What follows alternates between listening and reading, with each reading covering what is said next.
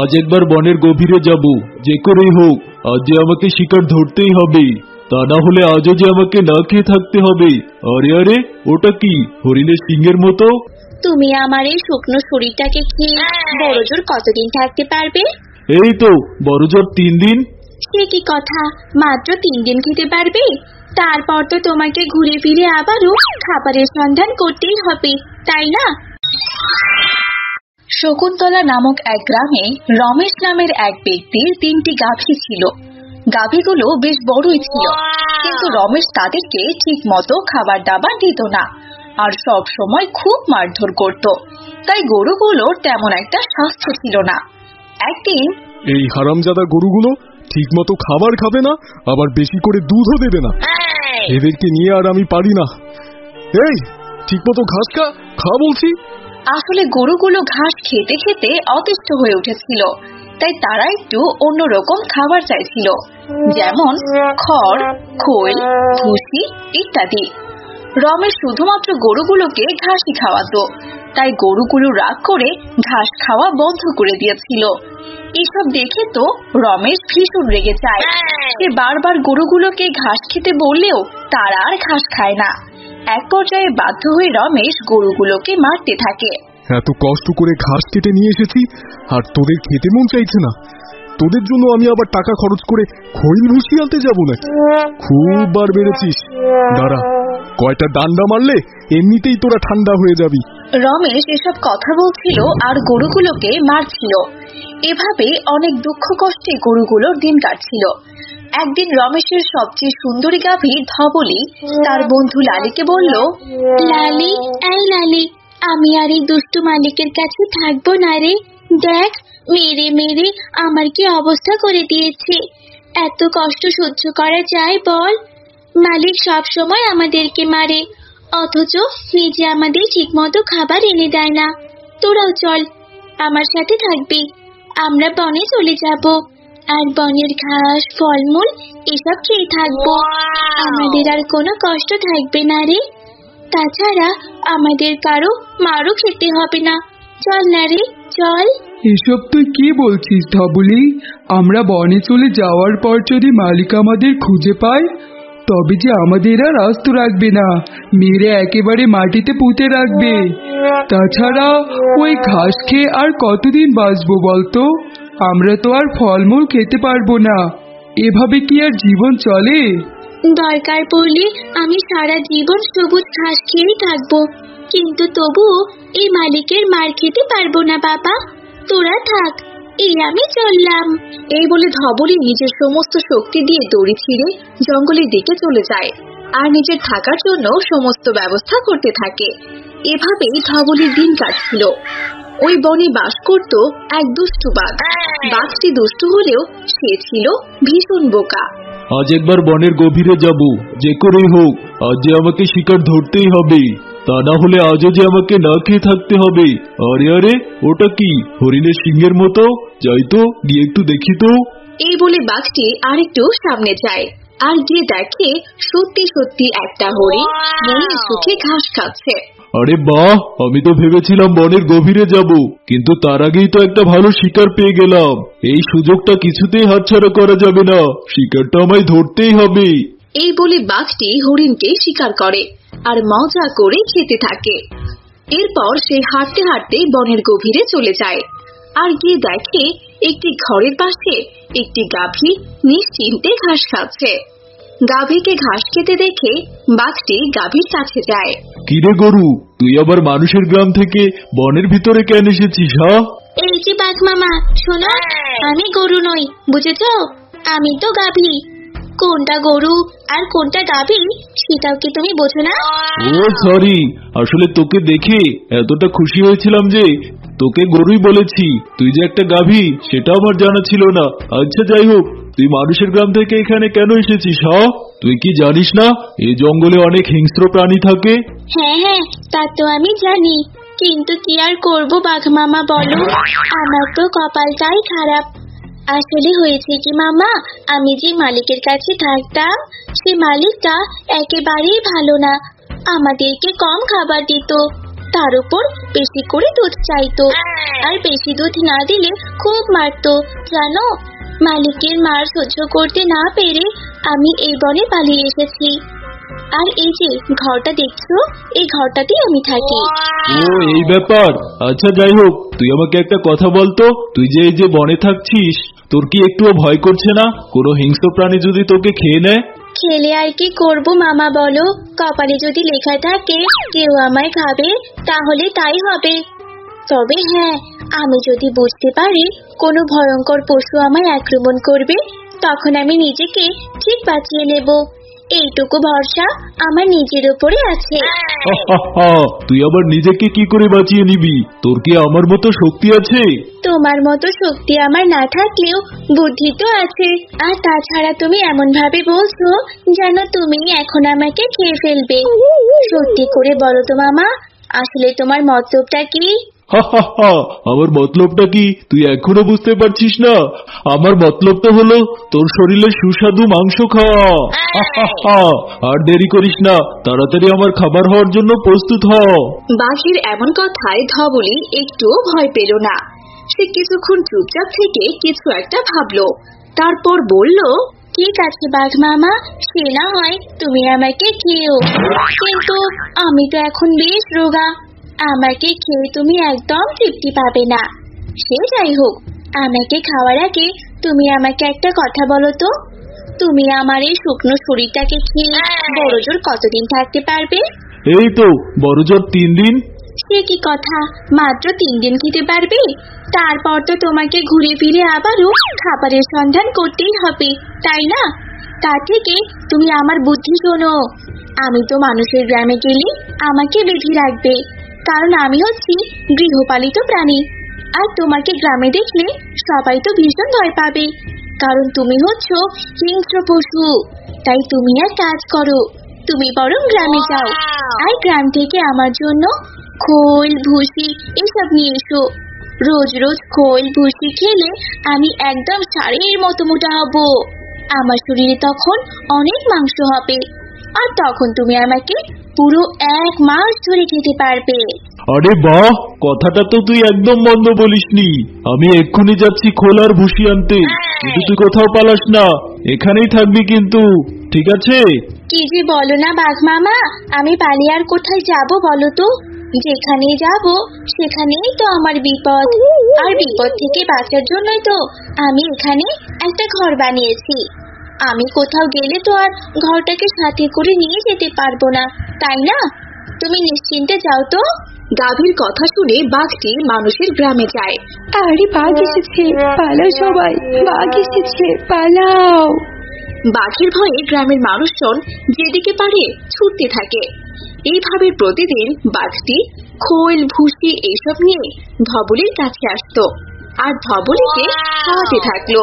এদিকে ধবলি বেশ মজা করে বাঘকে দিয়ে খোল ভুসি আনাতো। ধবলি, তোর শরীর এখন বেশ মোটা হয়ে গেছে, তোর মাংস এখন আমি পুরো 1 মাস ধরে খেতে পারবো। তাহলে আর দেরি করি না, তোকে এখনই মেরে ফেলি, কি বলিস? কিন্তু বাঘটি এখনো বোকার মতো ধবলির মাংস খাওয়ার অপেক্ষায় থাকে। ঠিক আছে বাঘ মামা, কিন্তু তার আগে তুমি বরং ভালোভাবে গোসল করে আসো, কারণ তুমি যদি গোসল না করো তাহলে তোমার সারা শরীর থেকে ময়লা দুর্গন্ধ বের হবে। এসবের কারণে তুমি আমার স্বাদের মাংস ঠিক মতো খেতেও পারবে না। তুমি এক্ষুনি জলাশয়ে গিয়ে ভালোভাবে গোসল করে এসো, ততক্ষণে আমি নিজেকে প্রস্তুত করছি, কেমন? বাঘটি ধবলির কথায় রাজি হয়ে জলাশয়ে চলে যায়, কিন্তু ধবলি এবার আর দেরি করলো না। সে দ্রুত সেই স্থান থেকে পালিয়ে গেল। বাঘটি ফিরে এসে দেখলো ধবলি কোথাও নেই। তখন বাঘটি হতাশ হয়ে নিজের কপাল চাপড়াতে লাগলো। এভাবেই ধবলি তার বুদ্ধির জোরে বোকা বাঘের হাত থেকে নিজেকে বাঁচিয়ে নিল। এটি খুব সুন্দর জঙ্গল ছিল। ওই জঙ্গলে সব পশু পাখিরা একসাথে দিন কাটাচ্ছিল। তাদের মাঝে অনেক ভালো বন্ধুত্ব ছিল। তারা একজন অন্যজনের বিপদে পাশে দাঁড়াতো। বন্ধুরা, আজকে আমরা কোথায় ঘুরতে যাব? তোমরা কি এই বিষয়ে ভাবলে কিছু? এতদিন তো এই জঙ্গলে অনেক ঘাস খেয়ে বেড়ালাম। হ্যাঁ, আমিও তো তাই ভাবছি। এই জঙ্গলে তো রোজ ঘাস খাই, আর প্রতিদিন একই জায়গায় ঘাস খেতে খেতে মুখ একদম তেতো হয়ে গেছে। তাই আমার মনে হয় এবার আমাদের অন্য কোথাও যাওয়া দরকার। চলো আমরা কালকে সবাই মিলে অন্য কোথাও ঘুরতে যাই। এখন আমরা নিজেদের গুহায় চলে যাই, চলো। এরপর সব পশু পাখিরা যে যার গুহায় চলে যায়। এভাবেই সেই দিনটা কেটে যায়।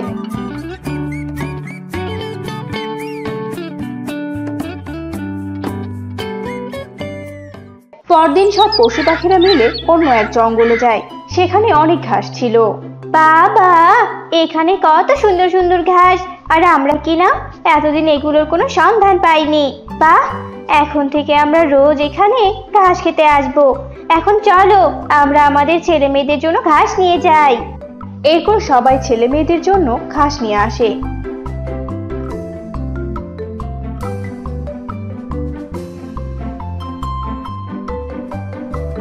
এমন সময় পথে ওরা হাতিকে দেখতে পায়। এ কি হাতি বন্ধু, তুমি চিন্তিত হয়ে আছো কেন? তোমাকে তো চিন্তিত দেখতে একদমই ভালো লাগে না। আমাদের বলো তো কি হয়েছে তোমার? কি আর বলবো, আমার বড্ড খিদে পেয়েছে।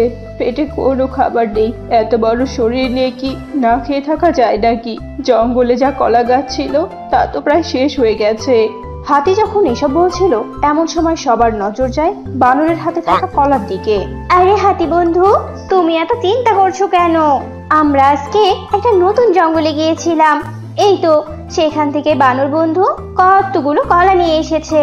এখন থেকে তুমি রোজ আমাদের সাথে যাবে আর কলা নিয়ে আসবে, বুঝেছো? আর কলার গাছগুলো খেতে পারবে। সত্যি বলছো তোমরা? তোমরা অনেক ভালো। কত সুন্দর একে অন্যের বিপদে পাশে দাঁড়াও, আমাদের সাহায্য করো।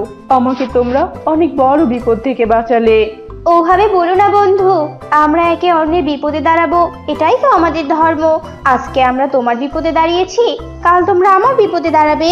এরপর ধন্যবাদ দিয়ে যে যার বাড়িতে চলে যায়। আর ছাগল তার মেয়ে শশীর জন্য ঘাস নিয়ে আসে। ঘাস? ও মা, কত সুন্দর ঘাস! আমাকে একটু খেতে দাও মা, আমি একটু ঘাস খাবো, আমাকে একটু ঘাস খেতে দাও। শশী ঘাস খেয়ে নেয়। মা, ও মা, আমাকে নিয়ে যাও না কেন গো? আমিও তোমার সাথে যাব, তোমার সাথে ঘাস খেয়ে বেড়াবো। আমাকে কালকে থেকে নিয়ে যাবে কিন্তু। ওরে আমার পাখনা মেয়ে রে, তুই এখন অনেক ছোট আর বড় পাকা পাকা কথা বলিস, তাই তোকে এখন যেতে হবে না। আমি তোর জন্য নিয়ে আসবো ঘাস। কেন? বাইরে কি আছে শুনি যে আমি যেতে পারবো না? শিয়াল আছে মা, দুষ্ট দুষ্ট শিয়াল। তোকে নিয়ে গেলে যদি নজর পড়ে তখন তো তোকে ধরে ঘাড় মোটকে খাবে। তাই আর একটু বড় হয়ে নে, তারপর দেখা দিবি, আর তখন আর একটু বুদ্ধিও হবে তোর। হ্যাঁ, এখন মনে হয় আমি বোকা। শুনো, আমি এখন ভীষণ চালাক হয়ে গেছি, বড় হয়ে গেছি। দেখো দেখো, একদম তোমার সমান হয়ে গেছি। হ্যাঁ হ্যাঁ, তাই তো দেখতেই পাচ্ছি। এখন চুপটি করে ঘুমিয়ে পড়। শশী ঘুমিয়ে পড়ে। এভাবে দিন কাটতে থাকে।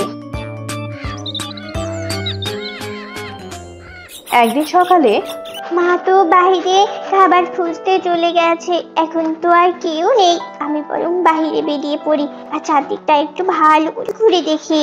আজ আমি পুরো জঙ্গল ঘুরে বেড়াবো। মা বাড়ি আসার আগে ফিরে আসবো, মা কিছুতেই জানতে পারবে না। শশী গুটি গুটি পায়ে বাড়ির বাইরে যেতে থাকে আর চারদিকটা দেখতে থাকে।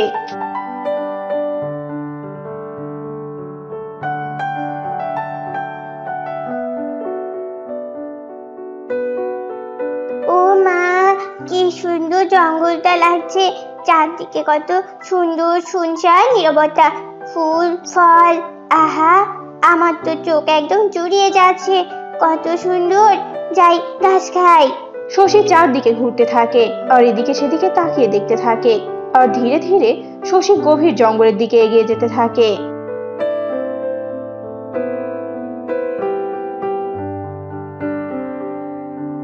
এই মা, আমি এটা আবার কোথায় এলাম? এই জায়গা তো আমি চিনি না। যাই তো গিয়ে দেখি, আর একটু এগিয়ে যেয়ে দেখি কোথাও চিনি কিনা কিছু। শশী যত এগিয়ে যেতে থাকে তত গভীর জঙ্গলে যেতে থাকে। এরপর শশী ভীষণ কাঁদতে থাকে। এবার আবার কি হবে? আমি তো মায়ের কথা অমান্য করে গভীর জঙ্গলে চলে এসেছি। এবার আমি বাড়ি ফিরবো কি করে? আর মা জানবে কি করে যে আমি এখানে আছি? মা, ও মা, তুমি কোথায়? তুমি আমাকে নিয়ে যাও মা, আমার যে ভীষণ ভয় করছে। শশীর কান্না এক দুষ্ট শিয়াল শুনতে পায়। আরে আরে, এ আমি কি দেখছি? একটা জলজন্ত শিকার। চোখের সামনে এমন শিকার দেখলে তো একদম চোখ জুড়িয়ে যায় আমার। কচি মাংস ছাগল ছাড়ার, কিন্তু আমার তো এখন পেট ভরা। আমি বরং একে বুঝিয়ে শুনিয়ে বাড়িতে নিয়ে যাই। শিয়াল শশীর কাছে আসে।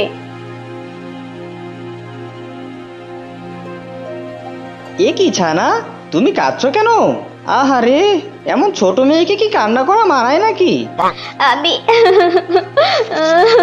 আমি পথ হারিয়ে ফেলেছি, এখন বাড়ি যাব কি করে? আমার মা বারণ করেছিল, আমি তবু এখানে এসেছি। আমি মায়ের কাছে যাব, আমাকে মায়ের কাছে নিয়ে যাও। মায়েদের কথা শুনতে হয় ছানা, দেখলে তো এখন ঠিক বিপদে পড়লে। এখন চলো আমার সাথে, আমার বাড়িতে আজকে রাতটা থাকো, এরপর আমি ঠিক তোমাকে বাড়িতে পৌঁছে দিব, নয়তো এই জঙ্গলের হিংস্র পশু তোমাকে খেয়ে ফেলবে। হ্যাঁ, মা বলেছিল শয়তান শিয়াল আছে নাকি এই জঙ্গলে। আরে বাহ, তার মানে ছানাটা আমাকে চিনতে পারেনি। ভালোই হলো, আমার খেতে আরো সুবিধা হবে। এরপর শিয়াল শশীকে তার নিজের গুহায় নিয়ে যায়। এটা বুঝি তোমার বাড়ি? ছি, তুমি সবকিছু পরিষ্কার করো না নাকি? কি বিটকুটে গন্ধ, আর সবকিছু এলোমেলো কেন? হ্যাঁ, আসলে আমি তো কিছু গুছিয়ে রাখি না। তুমি চিন্তা করো না, আমি তোমার রুম গুছিয়ে দিব। তোমারও তো কাজ করতে হবে না ছোট্ট ছানা, তুমি বসে থাকো, আমি 5 মিনিটের মধ্যে আসছি। শিয়াল চলে যায় আর শশী গুহার ভেতরে হাঁটতে থাকে আর কর্নারে কিছু পশুর শরীরে চামড়া পড়ে থাকতে দেখে। কি, তাই তো বলি, এখানে এত বিটকুটে গন্ধ কেন? তার মানে এই পশুটাই শিয়াল। এবার আবার কি হবে? আজকে তাহলে সত্যি সত্যি আমাকে শিয়ালের পেটে যেতে হবে। বাইরা যা বলে তাই সত্যি হয়, এটা আমি এখন ঠিক বুঝতে পারছি। শশী আবার ভয়ে কাঁদতে থাকে। এমন সময় শশীর জঙ্গলে টুনি পাখি চলে আসে। কি টুনি মাসি, দেখো না, আমি এই দুষ্ট শিয়ালের ফাঁদে পড়েছি। আমাকে তুমি বাড়ি নিয়ে চলো মাসি, আমি মায়ের কাছে যাব। শোনো শশী, এই শিয়ালের সাথে আমি লড়াই করে পাবো না, আর আমি যতটুকু বুঝেছি এই শিয়াল তোমাকে এত সহজে খাবে না। তাই তুমি শিয়ালকে কিচ্ছু বুঝতে দিও না যে তুমি শিয়ালকে চিনতে পেরেছো, তাহলেই তোমার বিপদ, বুঝেছো? শোনো, আমি সবাইকে ডেকে নিয়ে আসবো, তুমি কোনো চিন্তা করো না। সত্যি বলছো তুমি? সত্যি বলছো মাসি? হ্যাঁ সত্যি। শোনো, এখন থাকো, ওই শিয়ালটা মনে হয় এদিকে আসছে। টুনি পালিয়ে যায়। এদিকে ছাগল তার মেয়েকে খুঁজে না পেয়ে ভীষণ কাঁদতে থাকে আর এদিকে সেদিকে খুঁজতে থাকে। সব পশুরা তাকে সান্ত্বনা দিতে থাকে। আর কাঁদতে হবে না, আমি জানি তোমার মেয়ে কোথায় আছে। এরপর টুনি তাদের সবটা খুলে বলে। কি, আমার মেয়েকে কিনা আটকে রেখেছে? এই চলো সবাই, আজকে ওই শিয়ালকে উচিত শিক্ষা দিতে হবে। সব পশুরা মিলে রওনা দেয় শশীর কাছে।